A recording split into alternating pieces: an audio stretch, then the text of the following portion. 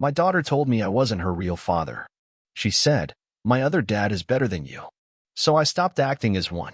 They didn't expect what was coming. Hello. Thank you for your continuous support. This means a lot to us. If you enjoy the stories we share, kindly subscribe to this channel.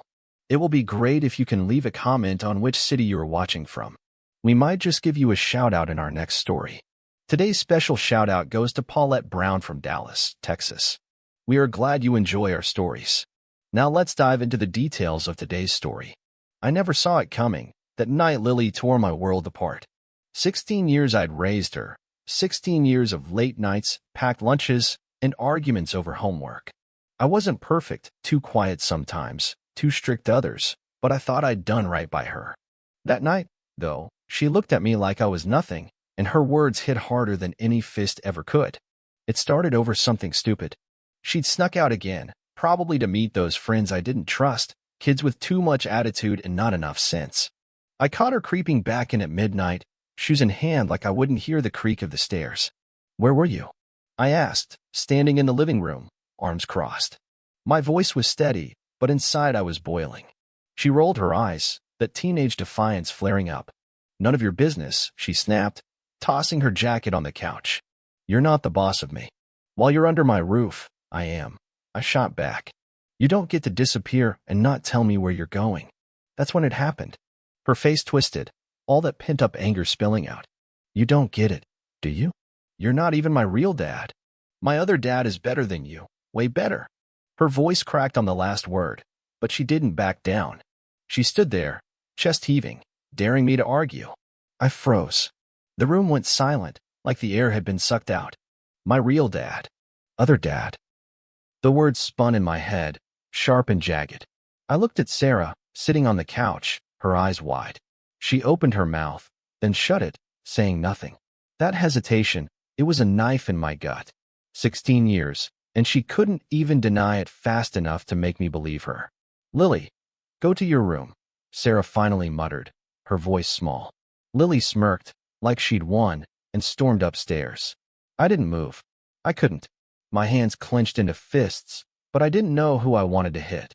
Lily, Sarah, or myself for being so blind. You going to explain that? I asked Sarah, my tone low, dangerous. She fidgeted, picking at the hem of her sweater. She's just mad, Paul. You know how kids are. She didn't mean it. Didn't she? I stepped closer, staring her down. Because you didn't exactly jump to correct her. Sarah flinched, but she didn't answer. That silence said more than words ever could. I turned away, my mind racing. An other dad. Who the hell was she talking about? I'd been there since Lily was born. Diapers, fevers, first steps. If I wasn't her real dad, then what had I been all this time? A placeholder? A fool. I didn't sleep that night. I sat in the kitchen, nursing a coffee that went cold hours ago, replaying every moment I could remember.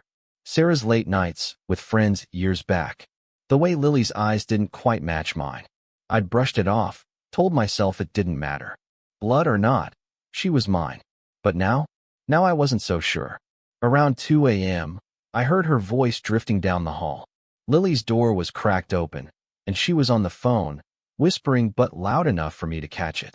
Yeah, I told him, she said, her tone softer, almost proud. He doesn't even know what to do. You're so much cooler than him, Dad. Dad. She said it again, and it wasn't me she was talking to. My stomach twisted. I edged closer, peering through the gap. She was curled up on her bed, phone glowing against her face, smiling like I'd never seen her smile at me. I can't wait to meet you for real, she added. Soon, okay? I stepped back, my heart pounding. Whoever this guy was, she believed he was her father, and he was close enough to meet. I didn't know his name, his face, nothing. But I knew one thing. He'd gotten into her head, and she'd just kicked me out of it. The next morning, Sarah acted like nothing happened. She made breakfast, chattered about work, avoided my eyes. Lily came down, grabbed a piece of toast, and didn't even look at me. I didn't say a word. What was there to say? She'd drawn a line, and I wasn't on her side of it anymore. I went to the living room after they left, Sarah to her job, Lily to school, or wherever she went these days. There was a photo on the mantle, one from years ago. Me, Sarah, and Lily at the park. She was 6, grinning with missing teeth, clinging to my hand. I picked it up, ran my thumb over the glass. That girl was gone. The man in the picture? He didn't exist anymore either. My jaw tightened. Fine, I thought. If she didn't want me as her father, I was done acting like one. I set the photo down, turned it face first against the wood. They didn't know it yet, but something had shifted in me. Something hard, something cold. And whatever came next, they weren't ready for it. I stopped talking after that night. Not out of spite, not at first, just because I didn't know what to say anymore. Lily had ripped something out of me, and Sarah's silence had let it bleed. The house felt different, like I was a tenant instead of a father, a husband. I went through the motions, work, home, sleep, but I wasn't there. Not really. Lily didn't care. She came and went like I was invisible. No more arguments, no more curfews. She'd stroll in past midnight, headphones on, and I'd just watch from the couch, saying nothing. Sarah noticed, though. You're letting her run wild, she said one morning, stirring her coffee too fast. She needs boundaries, Paul. She made it clear I don't get a say, I replied, not looking up from my laptop. She's got her other dad for that. Sarah stiffened, but she didn't push. Good. I wasn't in the mood for her excuses. Work kept me sane. I'd been an accountant for years, crunching numbers for small businesses, tracking every penny. It was boring to most, but I liked the order of it. That week, though, my mind wandered. I kept seeing Lily's face, that smirk when she'd thrown those words at me. My other dad is better. Who was he?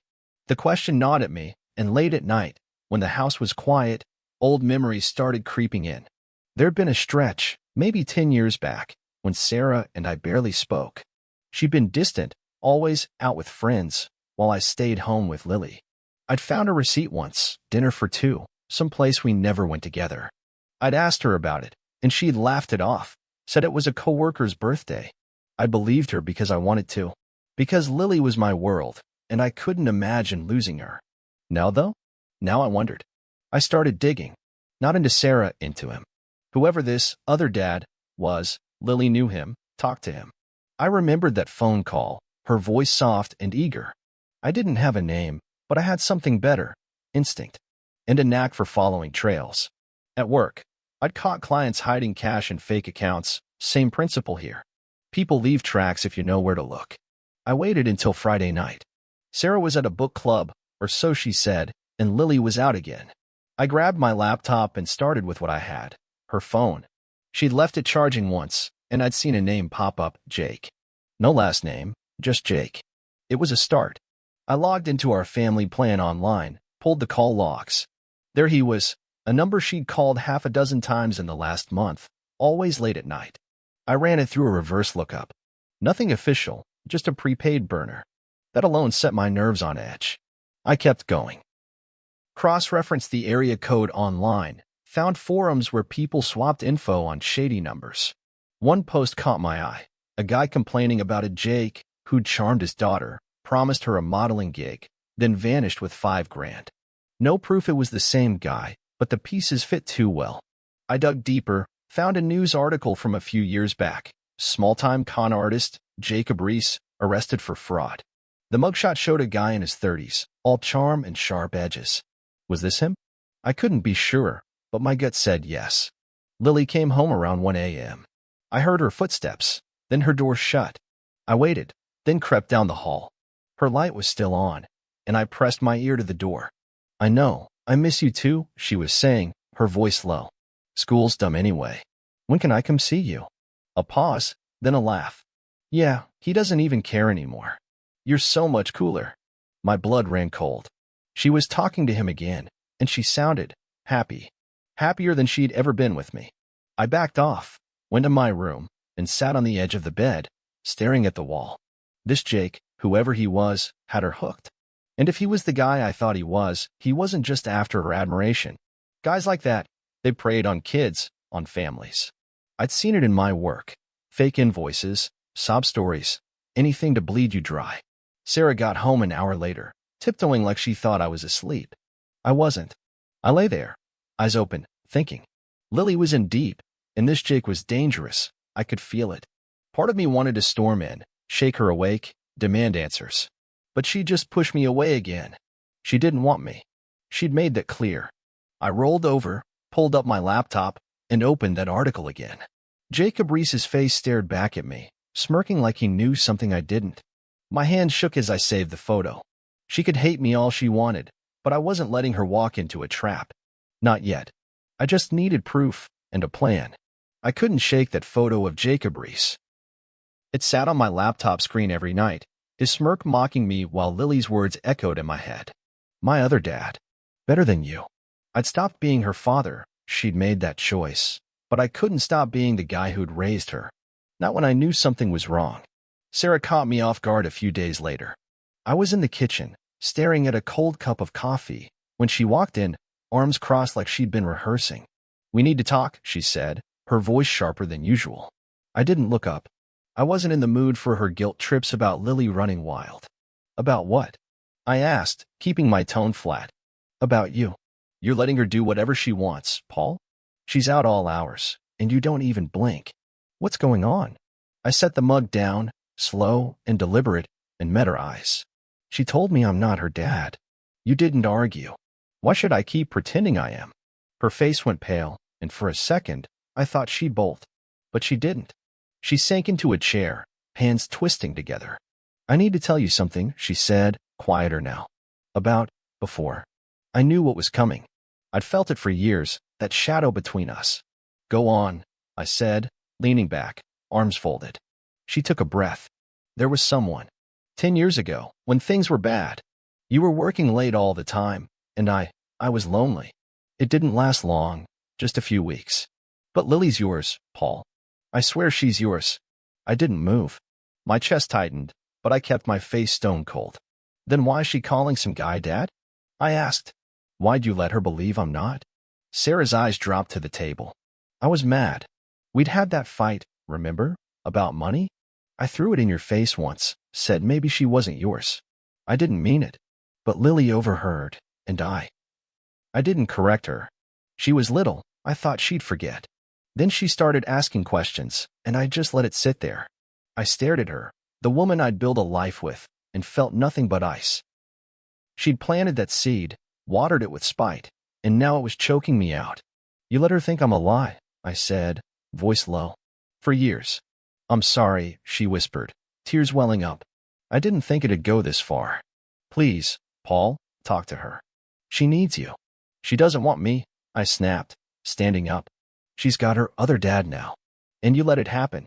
I walked out before she could say more, my hands shaking. Sorry didn't fix this.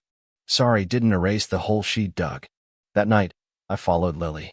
She'd been texting nonstop, sneaking glances at her phone like it was a lifeline. I'd seen the pattern, out late, back later, always with that smug little grin. I needed to know who this Jake was, face to face.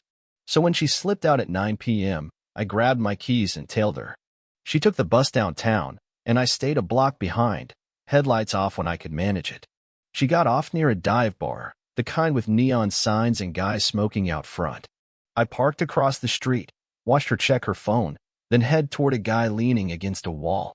He was tall, lean, with a leather jacket and a smile I recognized from that mugshot. Jake. I couldn't hear them, but I didn't need to. Lily lit up, bouncing on her toes like a kid meeting a rock star. He said something, and she laughed, loud, free, the way she never did at home. He handed her a soda, all casual, but I saw the way his eyes flicked over her, sizing her up. It wasn't fatherly. It was predatory. They talked for maybe 10 minutes. He kept touching her arm, leaning in too close. My grip tightened on the steering wheel, but I didn't move. She'd chosen this. She'd picked him over me. Then he pulled out his phone, showed her something that made her gasp, and she hugged him. He grinned, and I swear it was the same smirk from that photo. She left after that, heading back to the bus stop. Jake watched her go, then made a call, pacing like he was closing a deal. I stayed put, waiting. When he finally walked off, I started the car but didn't follow. I'd seen enough. He was real, he was here, and he had her hooked. Back home, Sarah was waiting, her face puffy from crying. "Paul, please," she started, but I cut her off. "I'm done fixing your mess," I said, brushing past her. Upstairs, I locked my office door, pulled out that recorder I'd bought weeks ago. Jake wasn't just a ghost in her head anymore. He was a threat I could touch. And I was going to bury him. I'd had enough of waiting. Jake wasn't just a voice on Lily's phone anymore.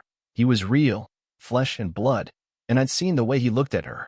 Like she was a prize, not a daughter. Sarah's confession had lit a fire in me, but not the kind she wanted.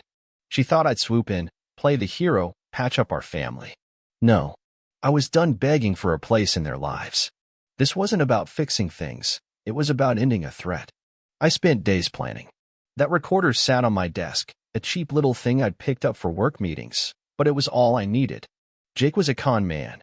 I'd pieced that together from the article, the forum posts, the way he moved. Guys like him thrived on trust, and I was going to use that against him. I pulled his number from Lily's call log, stared at it until I couldn't anymore, then dialed. Yeah. His voice was smooth, cocky, like he was always expecting a win. "This is Paul," I said, keeping it flat. "Lily's father." I choked on the word, but it didn't matter. He get the point. A pause, then a low chuckle. "Oh, hey man. She's told me about you. What's up?" "I know what you're doing," I cut in. "And I want her gone.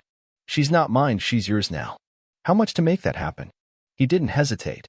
"Straight to business, huh? I like that. Let's say 5 grand. Cash.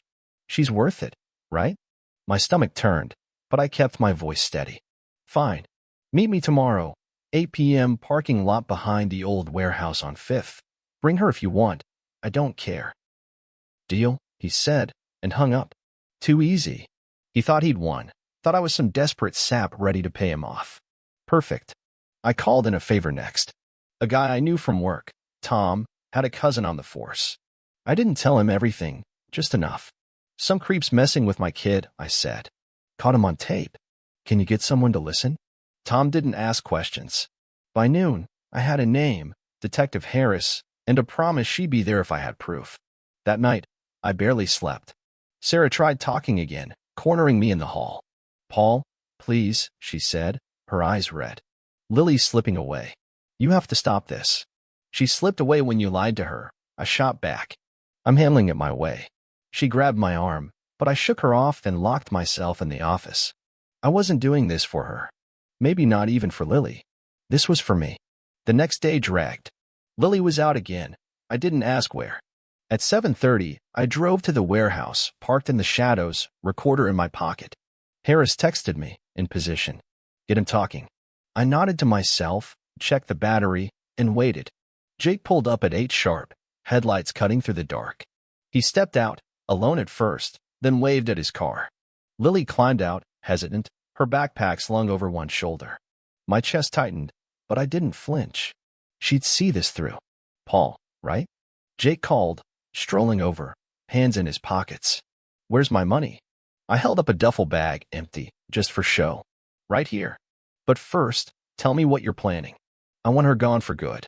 He grinned, stepping closer. I hit record. "Oh, man, you're making this easy. Kid's got dreams, wants out of this dump. I'll take her off your hands, set her up somewhere nice. She trusts me, see? Thinks I'm her old man. Few months, she'll get me whatever I need, cash, contacts. Then I'm out. Done it before, works like a charm." Lily froze, her eyes darting between us. "What?" she whispered. Jake laughed. "Relax, kid. It's just business." He turned back to me. "So we good?" "Yeah," I said, tossing the bag at his feet. "We're good." That's when Harris moved in. 2 cops behind her, lights flashing. Jake spun, swearing, but they had him pinned before he could run. The recorder was still rolling as I handed it over. "You set me up?" Jake snarled, cuffs clicking on his wrists. I didn't answer. Lily stared at me, pale, tears streaking her face. I didn't look back. Harris took my statement fast. "Good work," she said. "He's got warrants. This'll stick." I nodded, numb, and watched them haul him off. Lily stood there, shaking, until a cop guided her to a car. She'd be home soon, but I wasn't going with her. Sarah was waiting when I got back, frantic. "Where's Lily? What happened?" "She's safe," I said, brushing past her. "He's gone. That's all you need to know. Paul, talk to me. We can fix this." "No." I cut her off, turning sharp. "We can't. I saved her. That's it. I'm done." She stared, mouth open, as I walked upstairs. I had one more move to make, and it wasn't for them. I didn't sleep after that night. The sound of Jake's voice on that recorder, bragging about using Lily, looped in my head. I'd stopped him, but it didn't feel like a win. Lily's face in that parking lot, shock, tears, betrayal, stuck with me too. She'd seen the truth, but it wasn't me she'd run to. I'd saved her, sure, but I wasn't her hero. Maybe I never had been. The next morning, I moved slow, deliberate. Lily was still out. Harris had called, said they'd kept her overnight for questions, then dropped her home at dawn. I heard her come in, her footsteps heavy, door slamming shut. Sarah was downstairs, pacing, probably waiting for me to fix everything like always. But I was done carrying their weight. I went to the garage first. Lily's guitar was there, propped against a box of junk, a cheap acoustic she'd smashed months ago in a fit over some Rulite set. The neck was cracked, strings dangling. I'd meant to toss it, but never did. Now, I grabbed my tools and got to work. Hours passed, glue, clamps, new strings. It wasn't perfect, but it'd play. I tuned it by hand, each note a quiet stab at something I couldn't name. Sarah found me there, mid-afternoon. "Paul," she started, her voice shaky. "Lily's upstairs. She won't talk to me. What happened last night?" I kept my eyes on the guitar, tightening a peg. "I took care of it. Jake's gone. Cops have him. She's safe." She stepped closer, wringing her hands. "Thank God. But what now? She's a mess. We need to—" "No," I said, cutting her off. I set the guitar down, stood up, faced her. "There's no we. I'm done, Sarah." Her brow furrowed. "What do you mean?" I pulled the papers from my jacket, divorce forms I'd printed days ago, signed that morning. I'd been mulling it since her confession, but last night sealed it. I handed them over, watched her eyes widen. "I've been a father," I said, voice steady. 16 years, I gave her everything. You turned her against me, and I still pulled her out of that mess. I'm not doing this anymore. I'm done being a fool." She took the papers, hands trembling, and shook her head. "Paul, no. We can work this out. I messed up. I know I did, but we're a family." I corrected. "You broke that, not me." I stepped past her, grabbed the guitar, and headed inside. She followed, pleading, but I tuned her out. I'd heard enough apologies to last a lifetime. Upstairs, Lily's door was shut.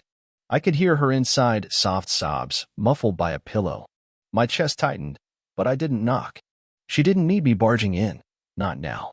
Instead, I set the guitar against her door, careful not to let it fall. It wasn't a speech, wasn't a hug. It was what I had left to give, a piece of her I'd fixed, even if I couldn't fix us. I packed a bag after that. Clothes, my laptop, a few things from the office. Sarah watched from the hall, tears streaming, but she didn't try to stop me. "Where are you going?" she asked, voice breaking. "Somewhere else," I said, zipping the bag. "You'll get the house. Lily needs it. I'll figure the rest out." I slung the strap over my shoulder and walked downstairs. She didn't follow this time. The car was cold when I got in, engine rumbling to life. I sat there a minute, hands on the wheel, staring at the house.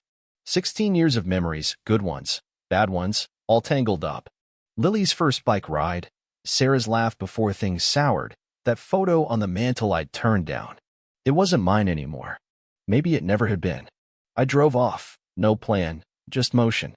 The road stretched out, empty and quiet, and for the first time in years, I felt free. Not happy, not yet, just unburdened.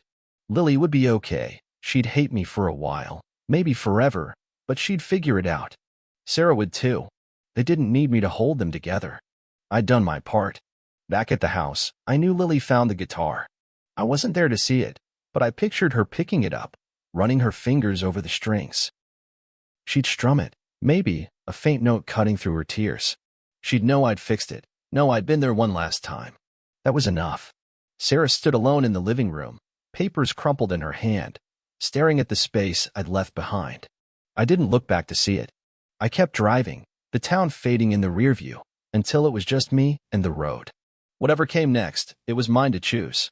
If this story hit you as hard as it hit me, smash that like button and let me know in the comments. What would you have done in his shoes? Subscribe now so you don't miss the next story, because trust me, There's more where this came from. See you in the next story.